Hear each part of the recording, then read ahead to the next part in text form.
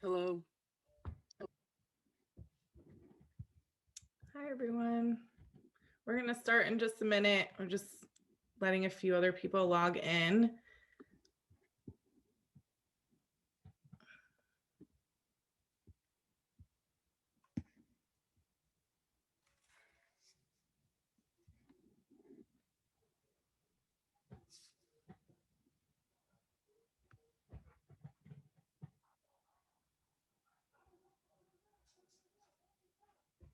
Okay. Thanks, everyone, for joining tonight. As we begin, I would just like to remind everyone to remain on mute while the panelists are speaking. The chat is open for questions and comments, and we'll have people moderating the chat, so your questions will be heard. And we'll also have an open discussion at the end of the panel where we can ask questions. Okay. So my name is Carrie. I work on content production here at CPN and have learned so much from parents and providers who have advised on our transition to adulthood unit, which we'll be talking to some of them today. Thanks for joining us, panelists. I would also like to acknowledge before I introduce our panel, tonight's panel, that one of our panelists, Natalie, who you may have seen her picture in the beginning, was unable to make it today due to nursing shortages for her daughter, which I think many of us can relate to, and has obviously been compounded by COVID and gets harder and harder as your kids get older. So it's part of the discussion today. So I just wanted to acknowledge that that's unfolding for her in real time right now. But we will be sharing some of her story as she had a lot of input on some of this content as well. So for the panelists who are here tonight, I would just like to have you guys introduce yourselves, your family, a brief description of where you are today. So Cami, would you like to start? And just unmute yourself, panelists. Okay. You guys can all. I do apologize. My little Jack Russell Terriers are 3 floors down, but they are still barking. So if you hear them, it'll be faint, but you might just hear them. So thanks for coming, everybody. My name is Cami Guthrie. So I'm the mother of 2 girls, Lila, who is 10, Ellie, who is 5. And then my son Connor passed away in 1999 at the age of 3. After Connor passed away, I was inspired by all the care that he received and became a nurse. I started working at Franciscan Children's Hospital in Brighton, and I met a little boy named Brian. He was about the same age that Connor would have been, and he was in DSS custody. He has Pierre-Robin sequence and arthrogryposis, so he has a lot of severe physical problems. He has a tracheostomy. He has a mild developmental delay, as well as pretty bad behavioral issues. But he's an amazing boy, and he had no mother. And we've got really attached, which I know I wasn't really supposed to do, but it happened. And I ended up getting guardianship of him when he was about 10. And then we continued the guardianship through adulthood. He's now 25, and we have permanent guardianship of him. And he's an amazing part of our family. So that's our story. Here's a picture of him and me and my husband. So that was a while ago. He's a little bigger than that now, but that's Brian, and that's why I'm here. Thank you, Cami. Thanks for being here. June, would you like to introduce yourself and your family? Sure. I'm June Ganley. I'm the mother of 2 daughters. Katie, my oldest, is 30, and she carries a diagnosis of Rett syndrome. She resides in a group home here in Massachusetts, and her younger sister, Alyssa, is in grad school in Virginia.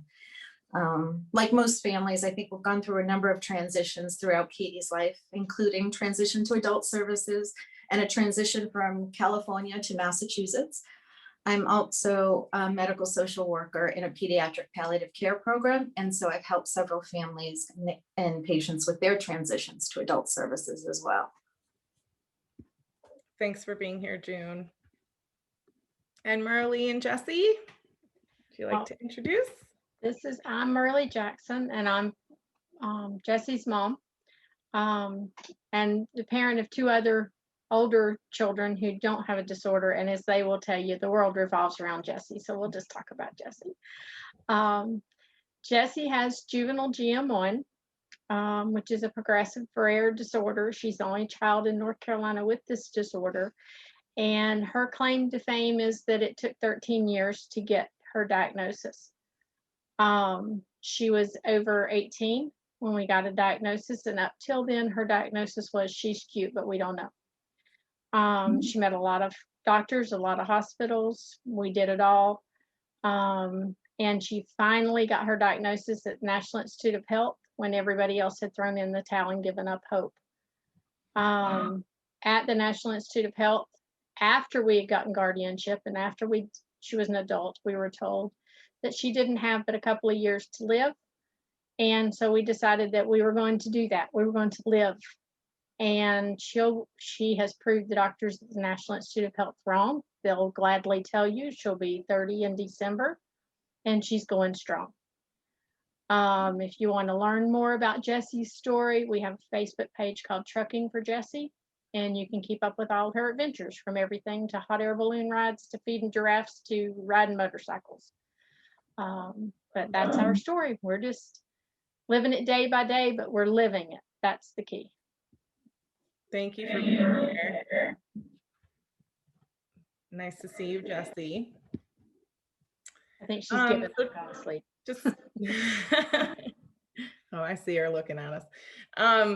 So to start off the conversation today, we're going to watch a short video of one of the moms who's contributed some conversation on CPN about this transition period.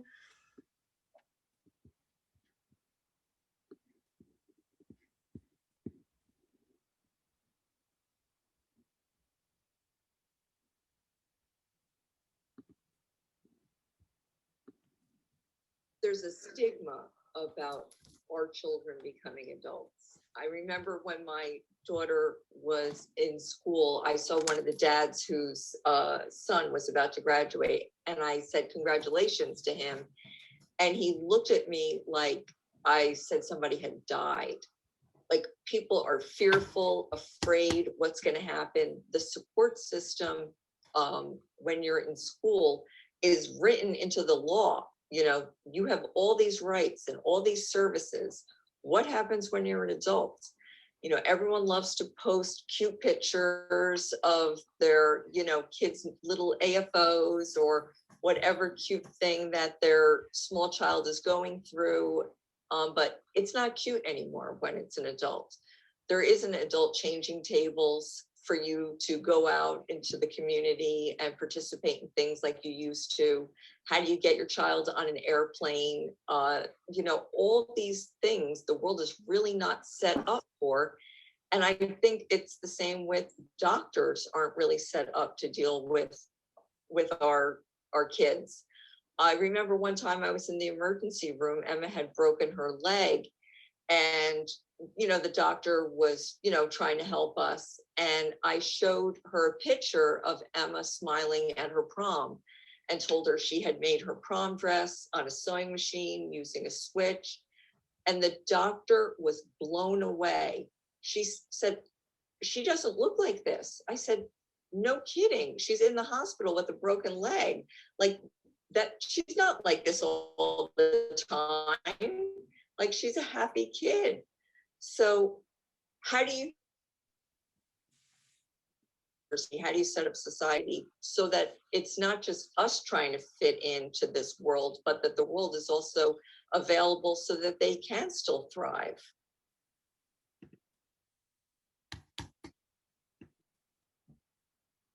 So Natalie, that was Natalie, who again was supposed to be here tonight. And she hit on so many of the stress points that I think happen along the way that I've heard other parents talk about as their children get older. Of course, these worries are also unfolding at the same time alongside other worries of medical care and prognosis, and sometimes a diagnosis that still hasn't come. But I'm curious for you guys, as your child has started approaching adulthood, what feelings did it bring up for you, and what were your worries early on? June? Panic, just overwhelmed with the prospect. We initially thought we were dealing with a time limited situation. And then I remember, like, when Katie turned 12, her dad and I just looked at each other and went, oh my God, we got to like think about adulthood. It's right around the corner. And we just never had realized we were going to have that issue. So we really panicked. And I know that's a little early to begin transition planning, but I felt like I needed to. Once I realized that this was in the cards, I needed to start gathering information. So I started that process about 12. Mm-hmm. Thank you. Marley, do you have any response to the video or just those early feelings? I think probably for me, because we weren't ever sure what Jessie had, so we didn't know what we were dealing with. And when we started looking at guardianship, and they kept saying, well, you'll have to show that she's incompetent. That was like a punch in the gut, because I don't think she's incompetent now. It's like I had to go to the court and lie. I think she's nonverbal, and I think she can't express herself. But I think there's a very feisty 29-year-old in there, and she knows full well what's going on in the world. She just can't deal with it. She's just locked up. So to me, it was like I wanted to say she just needs a hand. And when we went to get the guardianship, we had to say no. She can't function as an adult. And to me, that hurt. That took a little bit to get used to. So I kind of had to lie on the court date and say, yes, I think she's incompetent. And I got in the car and I looked at her and I was like, I'm sorry I had to say that in front of you, because I don't believe that. And here we are, 11 years after that. And I still don't. She's just living the life her own way. Thank you. I think that's the terminology I think is really hard and shocking sometimes for families, or especially early on. And, we have our own ways of talking about our kids, and it's hard to try to fit that into the legal process, especially, I think. Thanks for sharing that. Cammie? I think with Brian, the first time I started thinking about it was at his IEP when he turned 14, and we had to come up with a vision statement. And it was also the first time he was able to come to the IEP with us. And he's very vocal about what he wants. And he said he wanted to go to college. He wanted to be a lawyer. He wanted to live at our house. He had all these demands that he wanted, because that's Brian. I wish he was here with us, because he would tell you all about it. And it's funny because, I imagined all of this for Brian when he was 14. And I also remember thinking, oh, this is so far away. Like, he's 14 years old. We have until he's 22. It just seemed like forever. And it was like 2 minutes. Like, I swear, it was like we were sitting there in his IEP and he was 14 years old. And then I was watching him ride his wheelchair across the stage at Mass Hospital School, graduating. It was like a flash in the pan. I can't believe how fast it was. And I also remember his caseworker, who I loved, he was at Mass Hospital School, saying, when I said, oh, he's only 14, we have plenty of time to think about this. And she's like, you're going to be surprised how quickly this goes by. And it was true. And, the things that he thought he wanted and the things I imagined for him were very different than how everything ended up. He moved to a group home initially, but because Brian grew up in DSS custody and he's very medically involved, most of his life he spent in the hospital, and he's most comfortable in a clinical setting. So for Brian, he moved to a group home temporarily. It was a beautiful group home. It was a great opportunity, but he just couldn't, it wasn't right for him. And he led us in the direction to where he ended up. His behaviors got so much worse. He was very unhappy. and he's now at the Rentham Developmental Center, which I never thought that he would be there. And in a way, like when I say that he's there, I kind of feel guilty about it because it is an institutional place and it doesn't feel like the best place that he could be, but he's so happy there and so well taken care of. But it's definitely not where I had imagined that he would be when he was 14 years old, saying he wanted to be a lawyer and go to college, but if you asked him where he's happiest, it's where he is now. And he's doing great, which is all that matters, and everyone's happy. So yeah, I think a lot changes over time and your vision changes, and they kind of lead you in the right direction to where they need to be. Thank you. Kimmy, you hit on a lot of points that, we're hopefully going to get to tonight, but I want to just go back a little bit to the education piece. School provides such an opportunity for our kids for socialization, for supportive therapies. So much of their life is wrapped up with school, and the inevitable shift out of that community is a scary loss, and it's a lot to take on. I'm curious how you guys have each logistically transition those services outside of the school, and also just like what hurdles did you feel you faced in beginning that process and thinking about that? I remember being shocked at how difficult it was to get direct services like PT, OT, and speech as an adult, unless they were medically necessary.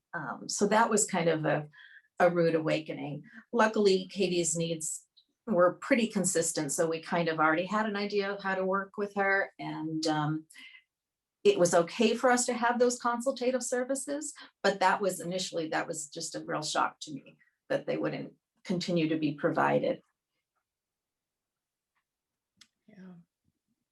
And I think for us, one of the things was Jesse graduated, turned 18, and then we sold our home and we moved to a complete new town where we didn't know anybody.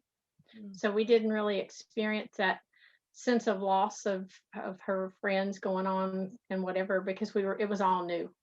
And so we new town, new house, we made new friends. And we have built her a social environment. So for us, it was a transition, but not like anybody else's, I guess. Yeah, that must have been hard and different starting over from scratch, but it is a big cliff for a lot of people leaving that school system and figuring out how to construct a new social system and a new system for supportive therapies. Cammie, your situation's a little bit different, as Brian's living situation has been different throughout his life, but I'm curious how, I know that there's challenges there and he has plenty of stories, especially about his social life. So would you like to share some of those challenges from your point of view? Well, one of the hardest things, because when he was turned 22 and the plan was for him to move to the group home, and he was going to attend a day program, but the day program wasn't really set up yet. And I was really worried about him moving to the group home and not having enough to do during the day, because he doesn't do good when he's bored. And that was well documented. And so just trying to set up the logistics of the day program was really the first eye opener for me. He's very medically involved. He has a trach. He's on oxygen. He needs frequent suctioning. He has diabetes, so his blood sugar, is all over the place. And so one of the things was getting him from the group home to the day program. And, whenever kids are in school and they're transported from home to school, usually they would have a nurse on the bus. And so from all of the experience that I've ever had with kids, especially with a trach being on a bus, you would have a nurse with you. And so from the very beginning, DDS was saying to us, you're not going to get a nurse on the bus. He is not going to qualify for a nurse on the bus. He can have a monitor, but he will not have a nurse. And I just said, it's not safe for him to be transported without a nurse. And so eventually they allotted him about, I think it was 16 hours. Oh, no, it wasn't even, it was like 8 hours a week of nursing. But those nursing hours were to take him back and forth from the group home to the day program, as well as cover any time he was going to go out in the community. So it was so little nursing. And I just couldn't understand. He'd always required a one-to-one nurse. And now they were giving him the bare minimum to get back and forth. And even that they really didn't want to do. So that was just really upsetting to me, and really surprising. So yeah, that was one of the toughest things for us. And they said, it's not an entitlement program after the age of 22. So, you're not definitely awarded the benefits that you get when you're under 22, which is really difficult, and it really impacted his success at the day program, because he wasn't able to go out with the other kids because he didn't have the one-to-one nursing. So it was tough. It was a hard transition. Wow. Well, I think that brings us to talking a little bit about that medical transition. The transition for medical providers is often more drawn out than it is in the education system, where there is a clear line. As we know, it's not easy to find adult providers who either are knowledgeable or even sometimes willing to care for some of our kids, which can be very disheartening and confusing, especially I think coming from the pediatric space, where most of us have had a lot of really close care over a long period of time. That shift can be particularly difficult. Because of that, many families find themselves in limbo and bridging, when do we make that transition? Who are we going to go to? I'm curious from you guys, all of you, a little, your kid's a bit older now. Do any of you still see a pediatric provider that you haven't been able to transfer over to an adult provider? Jessie does. Jessie does. Yeah, Jessie has the same pediatrician that she's had since, or the same neurologist, I'm sorry. She had the same neurologist since she was 12, and she's a pediatric neurologist. And every time we go to call now and schedule an appointment, because Jessie's 29, the receptionist always says, I'm sorry, we're a pediatric office. And I'm like, yeah, I get that. You want me to call her on her cell phone? I mean, trust me, she'll see Jessie. And so we've had to do that a couple of times. So, I'll text the neurologist. If you'll walk out of your office and go in there and tell your receptionist to schedule us, we'll be there. But Jessie's neurologist received Jessie's case as her graduation present from medical school, because her instructor was Jessie's neurologist prior to that. And we didn't have a diagnosis. And he said, what you need is a neurologist that's a mama bear, who's not going to give up and who's going to fight for Jessie. And so when she graduated, Jessie was her graduation present from her instructor. And the key to that is, he said, you have to, when you see Jessie, you have to report back to me and let me know what you saw, what you thought, just like she did in school, which was cute when Jessie was 12. Jessie's now 29, and she still has to call her former instructor and report back each time. And I was like, really? I mean, you've seen Jessie now longer than he has. But, and she won't give Jessie up. In fact, one of her practices told her that it was either Jessie or find somewhere else to practice. And so she packed her little bags and moved up the street. And she said, me and Jessie are girls. We've been together through all this, and we're not giving up. So, that's it. And my thought on a doctor is, when you're looking at doctors and you're taking your kids into the doctor's office, if that doctor walks in and talks to you and doesn't speak to your child, then you politely say, thank you very much, but let me save you some time. This isn't the place for me, because that's your patient. And you didn't even look at her. You didn't speak to her. I know she's a lot, but you have to, that's your person. Exactly. And Thanks for Jesse that, will make- Jesse. Yeah, I mean, I think many of us feel, that that's what we want, is the people who have been with us to stay with us. And we also know that as these kids get older and bigger and become adults, they sometimes, there is sometimes benefit to transferring that care over to a provider who specializes in adult medicine, who can look at your kid, your now adult kid, in a new way with fresh eyes, can sometimes be beneficial as well. Have any of you had, an experience with that transition that has worked out well with going over to adult providers? I mean, inevitably, some of that care is going to have to get transferred at some point. Yeah, I definitely think there is a value in having fresh eyes, someone with new ideas, someone with that adult outlook. And I say that now, but at the time when I had to switch, I wasn't so keen on switching. We had some really great doctors. We also had a really fairly easy medical transition. We were at a big HMO in California, and their adult providers the specialties were grouped together. So the pediatrician or the pediatric providers were well known to the adult providers and vice versa. So we actually got like a warm handoff. We got to meet the doctors beforehand. They were hand selected by our current providers. And that was really reassuring. When we moved to Massachusetts, however, we had to start from scratch, and that was a little more challenging. I didn't have the network in place. I didn't know the options. So it was a little bit of a hit or miss to find good adult providers. And I echo what Merle said, there are ones that aren't a fit, and it usually within the first few minutes. And yeah, we ghosted a few of them along the way.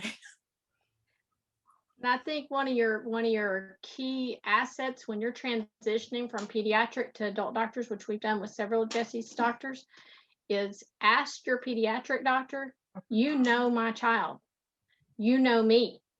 So you help me pick an adult doctor in this field that's gonna be able to work with us, that you think's a good fit.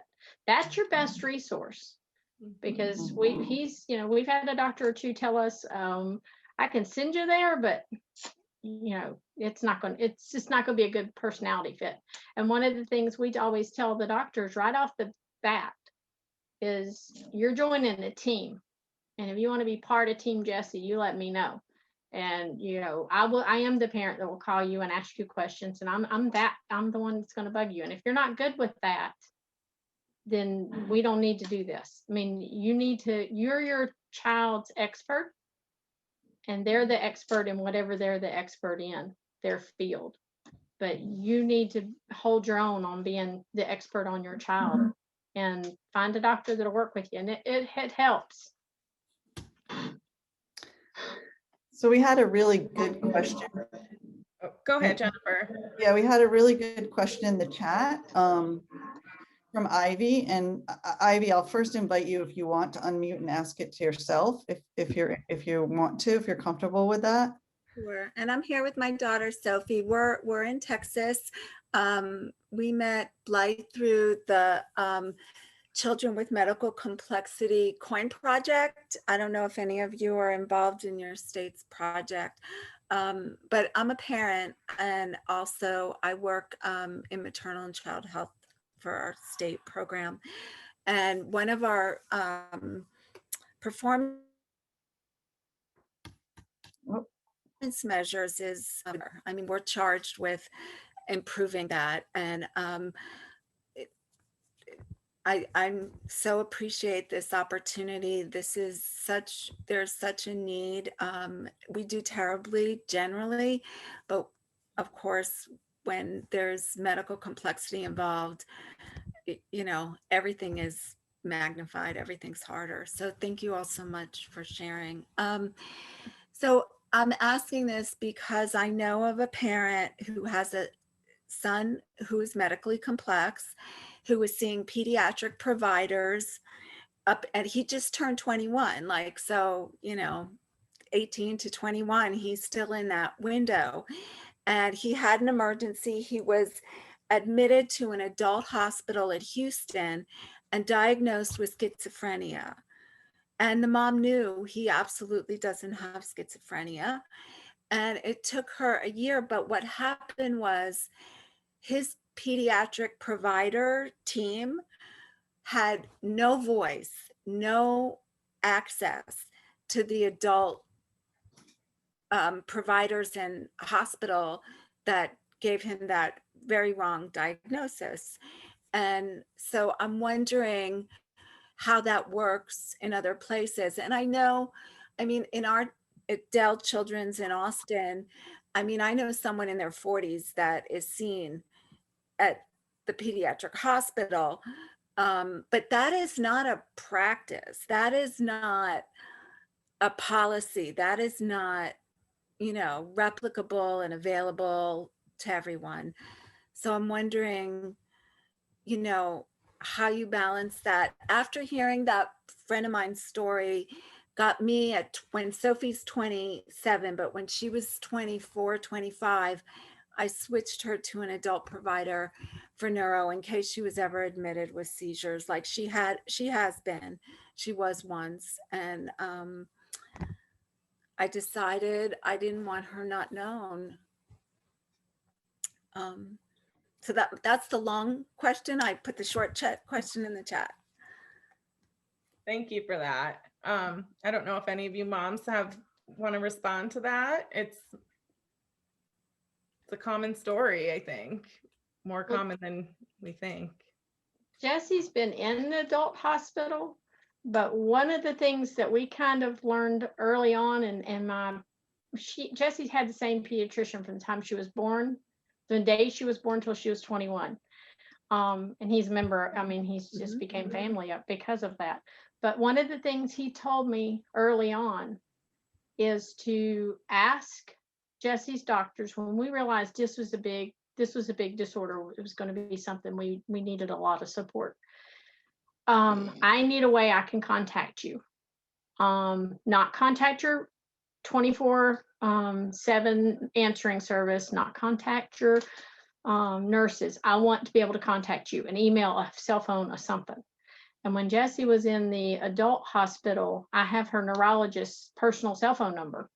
I don't use it, don't give it out, but I did have a neurologist come in, an adult neurologist who didn't know Jessie, who started rattling off all this stuff that, like your friend, wasn't correct. And so I just picked up the phone and called her and said, you know, come over here and visit as Jessie's friend, and you got to hear what this guy's saying. And so I think you got to find your way around the system. Kind of find those gray areas and run with them. And for us, it's having her on call. I mean, I called her and said, you need to come over here. And that stopped a situation like for us, like your friend was in. So all they can do if you ask them for a number is say no. And then you say, well, then give me your email.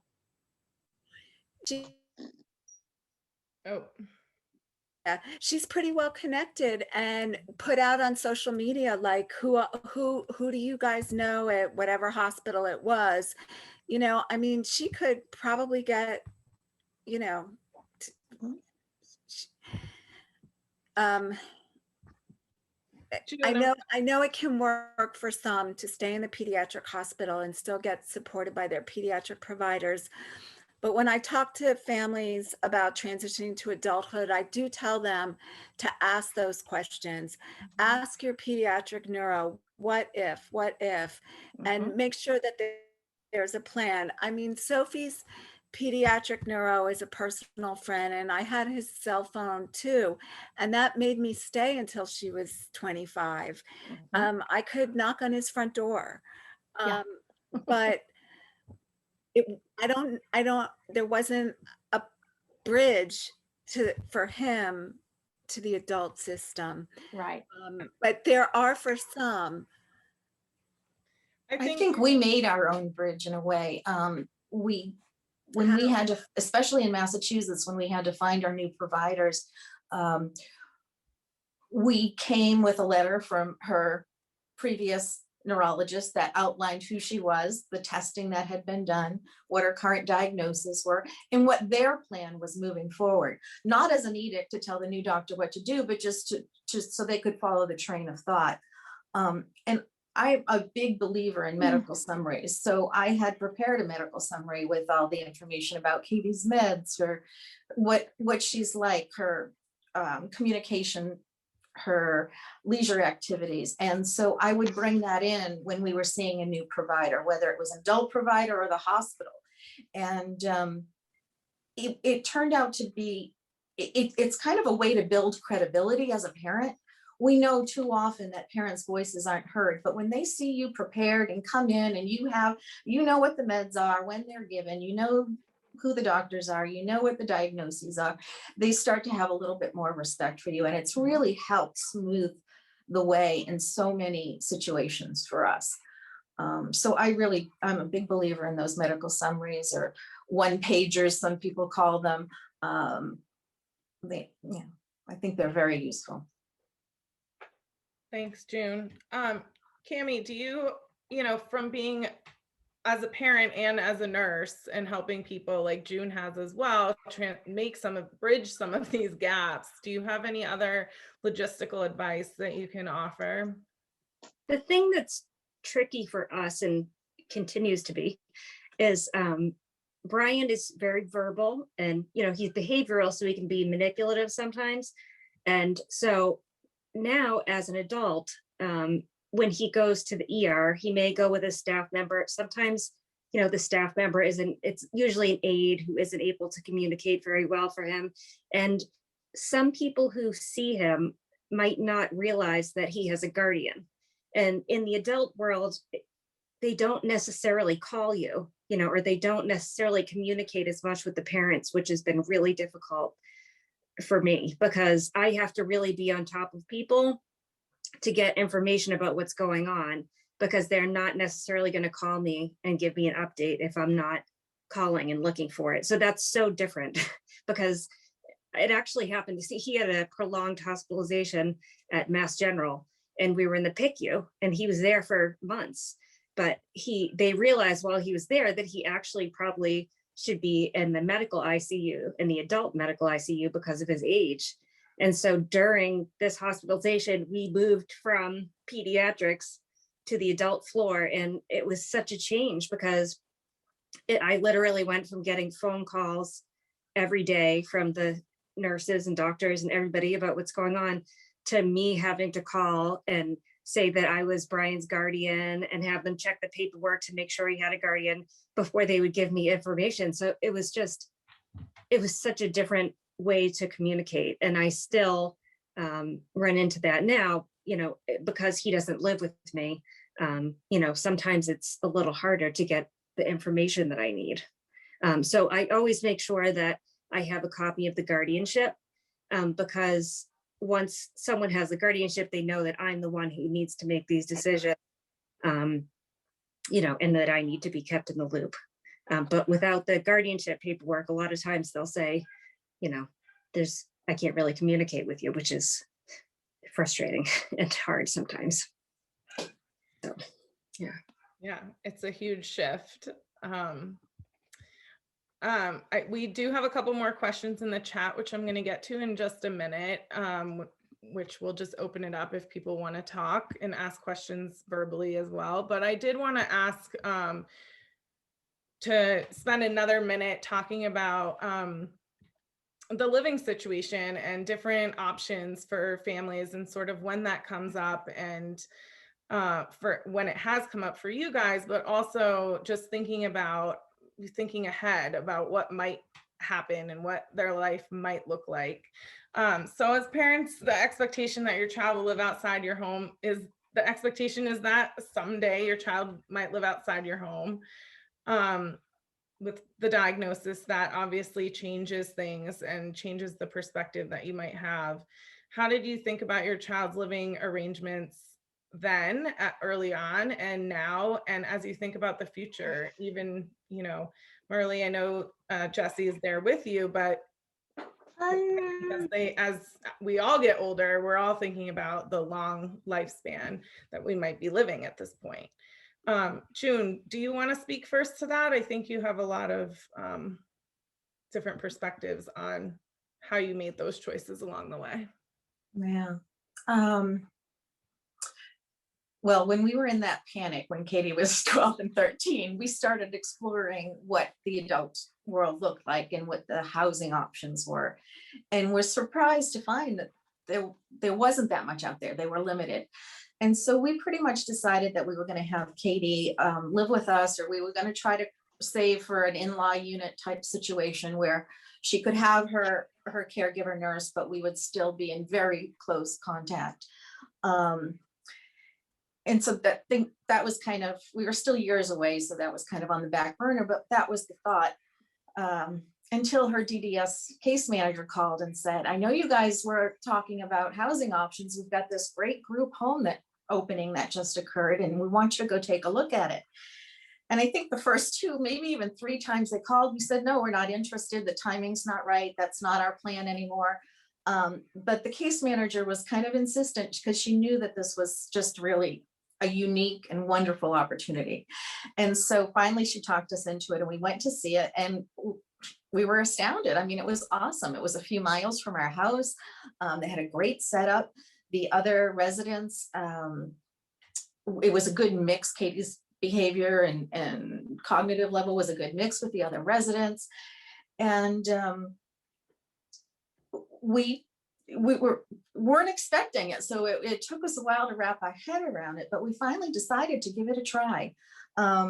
I guess the turning point was realizing that we could visit her as much as we wanted, and we could even have her overnight a significant portion of the month, like literally 14 nights, without losing her spot at the group home.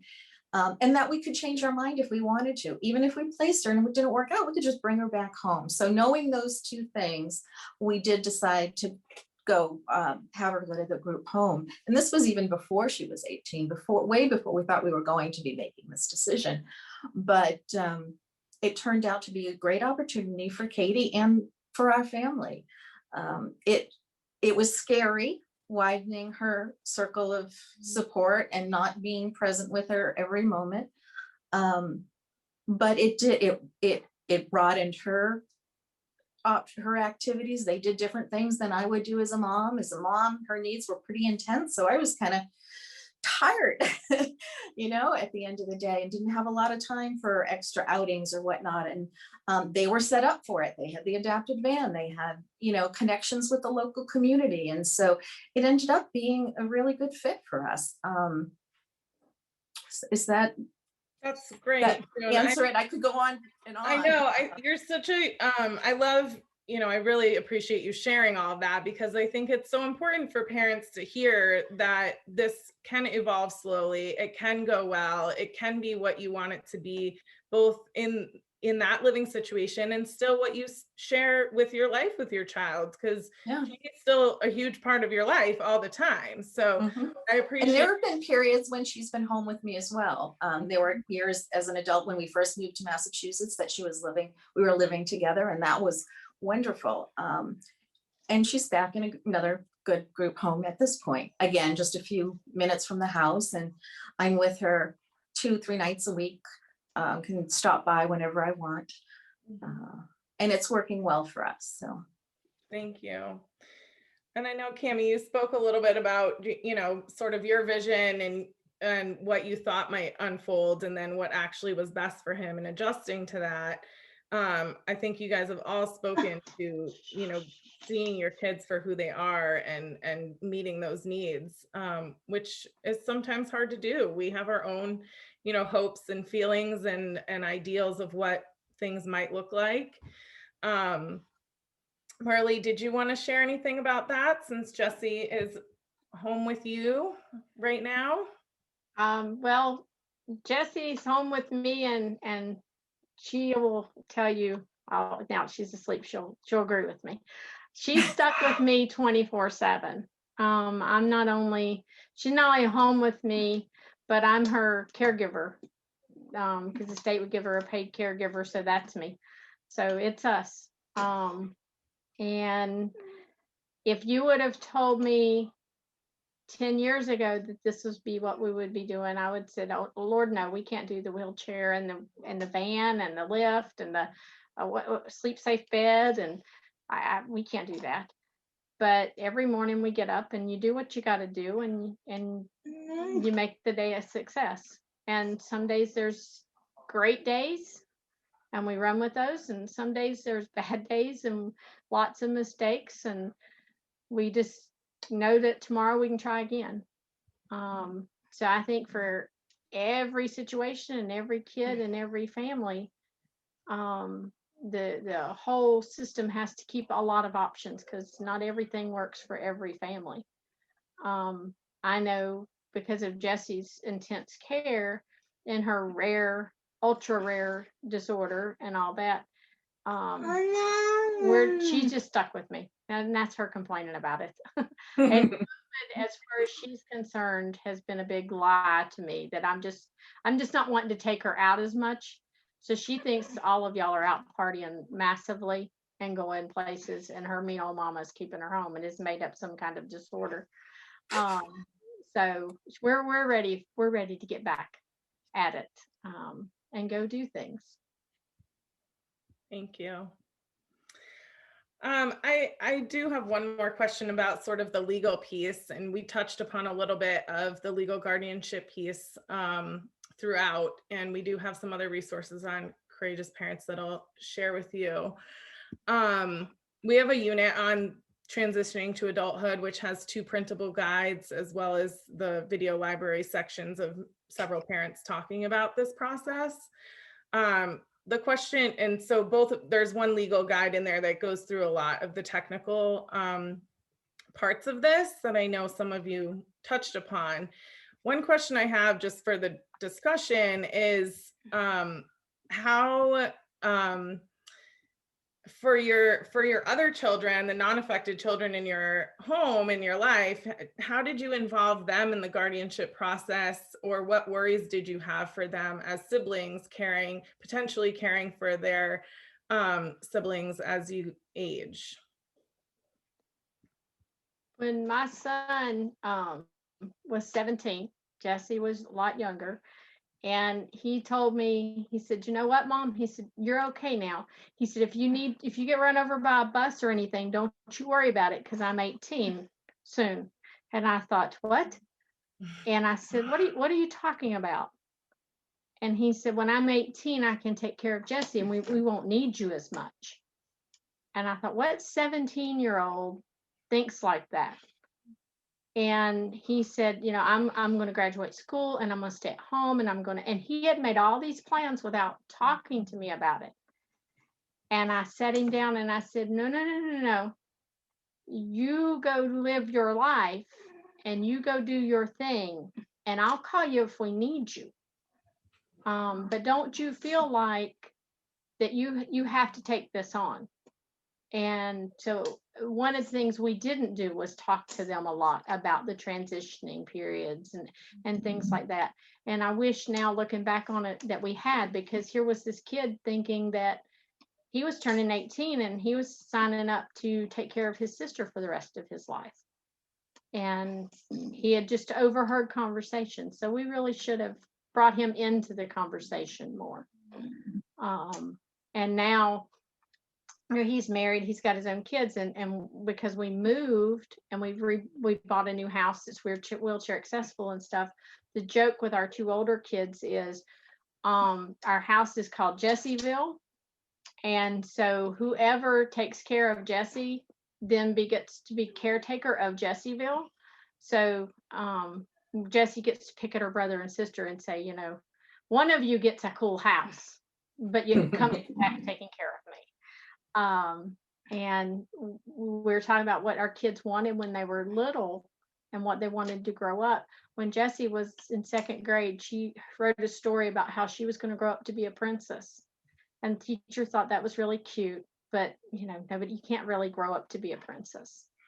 And so we jokingly say, yes, you did. She grew up, she's Princess of Jessieville. So apparently she knew more than we did all those years ago. So it's one of those things you do the best you can. And you try to include your older kids, and you try to include the whole family. I think it's a rough road for siblings. And my kids will tell you that it has good points and it has bad points. It's not all the Hallmark movies that having a sibling with disorder, but my son and my daughter would be the first to tell you that it makes them stronger people. And because of Jesse, I do feel like my two older kids could take care of themselves completely, way before they should have, because they often had to, because we were so busy with Jesse. So it has its advantages, but you need to talk to your kids. That's one regret we have, that we didn't do as much. Thank you. June, how about your girls? What was Well, Lissa, Katie's sister, was in her early teens when Katie turned 18. And so at that point, she knew the process was occurring, but we didn't really involve her much, other than to just name it and tell her what it was. But when we moved to Massachusetts and had to obtain a new guardianship out here, Lissa was over 18. And so we had quite a few conversations about the process. She had expressed an interest in being Katie's guardian. And we talked about that as the family, of pros and cons, and decided not to at this time. But actually probably expect that at some point in the future, she will become a co-guardian, either as her dad or I are no longer involved or is able to, make those decisions. And so when we got it in Massachusetts, we did involve her in a lot of conversations, a lot of explaining more in depth about the process, what it involves, what the rights of the guardian are, the fact that we needed to go to court, what would happen at court. And part of this is just to get her familiar, and so that it's not a surprise if and when she does decide to take over. She's also been to doctor's appointments with us when she was little, because it was a necessity, but even as an adult, because she, I think it's important for her to see the content of those visits, the appointments, to know that you don't have to settle for a doctor that you don't mesh with. So we are starting, now that she's in her mid to late 20s, we're starting to involve her more and more. Thank you. And it's never been, that she would need to be Katie's 24/7 caregiver. We've never set that expectation. We've always told her she has her own life to live, but we hope that Katie will be part of her life, and she's the first one to tell you that she will be, for sure. There is a lot of chat going on, so I want to make sure that I open it up with the last few minutes that we have. So you guys, we have a small enough group here that I think if you have a question, we are reading the chat, but if there's a question bubbling up for you that you want to ask the panelists, you can just unmute yourself and ask. I know several of you are talking amongst each other, but also might have a question for the panelists. So we can open that up now. Hi, this is Maureen from Texas. I'm happy to be here. Thank you to our panelists. And I just brought up the topic of nursing home, which is something I do not even want to, it makes me cringe to say the words, but we provide nursing home level of care for my son in our home. That's what we're doing. And there's no way he can go to a group home. I have a medical background, and I can't fathom the place that's going to be able to provide adequate care for him, or even, in any kind, really, to keep him alive, basically. And that's sort of where we're at. He needs significant medical care 24 hours a day. And I don't even know where to begin to look for something like that. That's not a nursing home. Cami, do you want to respond to that? Yeah, I know. So Brian, he is very medically involved too. And that was something we thought of all along, because I think there's 2 group homes in the state that can handle kids who use ventilators. And so there were very few options for us. And so we were thinking of that too. In the school where Brian had gone before he went to the group home, there were a lot of kids who had trachs and were on ventilators at night. And a lot of times, you'd have to wait for a spot in one of these very few group homes that took kids with trachs. And it's scary because, usually the homes have an LPN. They are staffed 24 hours a day. And, honestly, I didn't know how Brian, he had a G-tube, diabetes, like very brittle diabetes.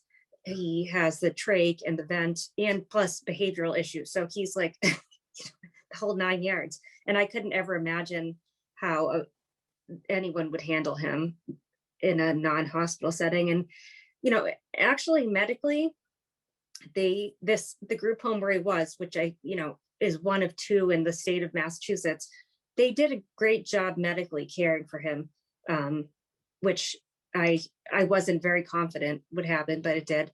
It was more the behavioral stuff for Brian that, made the group home not really work for him, but it is hard to find. And having known a few other adults who transitioned to adulthood, I do know one who did, he went to a group home for a little while and then did end up moving to a nursing home. And then, kids who are maintained at home with lots of nursing care, but it's just, it's hard. It's definitely challenging, but, I think looking around early just to get an idea of what's out there, getting a tour, looking at places, talking to people, talking to other parents who have kids there. That was the one thing I wanted to do. I wanted to talk to the other parents whose kids were in this group home. And actually one of them had been a former patient of mine. That actually made it a lot easier because as soon as I walked in the door to the group home, it was a former patient of mine from Franciscan Children's Hospital where I worked. And I, because I was her nurse, I knew the level of care that she required. And that actually made me feel a lot better. And it made Brian happy to know that he would know someone in the house. So we were fortunate that this house had an opening for him. But yeah, it is a challenge when they're more medically involved. Thank you, Kami. Question. I think I just made a comment, and Cami, you actually made me think about this. One of my frustrations, Blythe had asked about frustration, is that I'm really type A and I want to plan ahead, and I want to know if I get hit by a bus tomorrow, where is Jake going to go? And I think a lot of this comes down to, probably all of us collectively have this greatest fear. What if something happens to me and I can't care for my child and there is no plan? That's what keeps me up every night more than anything. And the agencies, when you approach them with a question like that, it's either, well, he would go to a nursing home, and you think, no, that's not really what I want for my son and his future life. And the other thing is when I then say to them, well, let me look at these places. Can you show me what's there? If it's not a nursing home, if it's a medical home, if it's a group home, if it's a hospital driven home, can I go see them with you and you can show me what my options are?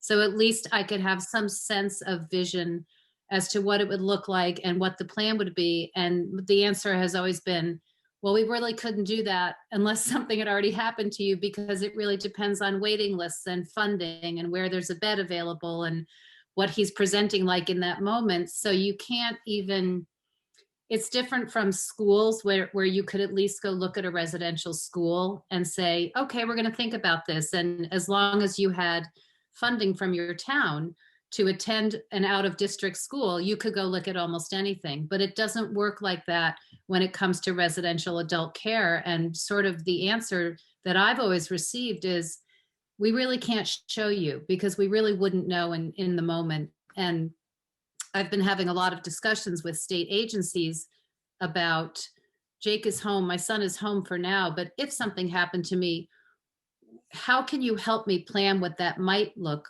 like? And that's sort of the direction I'm taking with them now. And one piece of advice that I just learned this week was they told me that I could write into his ISP, which is the adult version of an IEP, Yeah. that I do not want him in XYZ setting. So I can say, if I get hit by the bus, I don't want DDS to put him in a group home. I want him to live with his family in this type of situation, or, you know, whatever I do or don't want, that you can actually at least have those conversations with the agencies who are driving your bus, whatever that bus is, to sort of at least put a guideline in place on their ISP as to what your vision is and what you do or don't want for that adult child in that event that something happens. And Yeah. that's the best I can get right now. I mean, it's endless.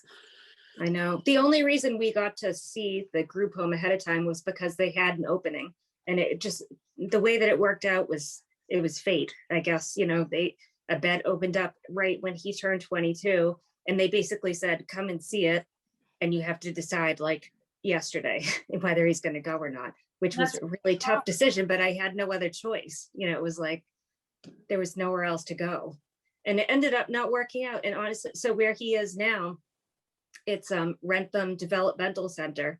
So there used to be more of them, and it reminds me of the school where he was, like a residential school. They have apartments for adults with significant developmental disabilities and medical issues, and they have a day program there. So, but there's really no places like that anymore. But for him, that's what works. And I always had a feeling that's the kind of place that he would need because of his, you know, the medical care he requires, on top of his behavioral issues, which also complicate things. So. Thanks, Cami. I know we have another couple of questions coming in, but I also want to be respectful of everybody's time. I want to just point out again that we do have a unit on courageous parents for transitioning to adulthood that does answer some of these questions. And we're also participating in an upcoming webinar that will be focused more on the legal guardianship and some of the logistical transitions of care, which we'll send out to you guys in a follow-up email. So I'm sorry to those, you know, who we didn't specifically answer questions for, but some of those answers are out there, and you can also continue to write in and contact us at connect@courageousparentsnetwork.org. And just to close out, I think I'm still going to ask our three panelists, we have a little lightning round of just what's the one piece of advice you would give to another family as we're closing out tonight. Cami, do you want to go first? Sure, I would just say that, you know, just know that things change over time, and the vision you have right now for your child might not be the same as, you know, where things end up, and that's okay. Your child will lead you to where they need to be, you know, and it may not happen overnight, but it will happen. So just hang in there. Thank you. June? Just one? Hard.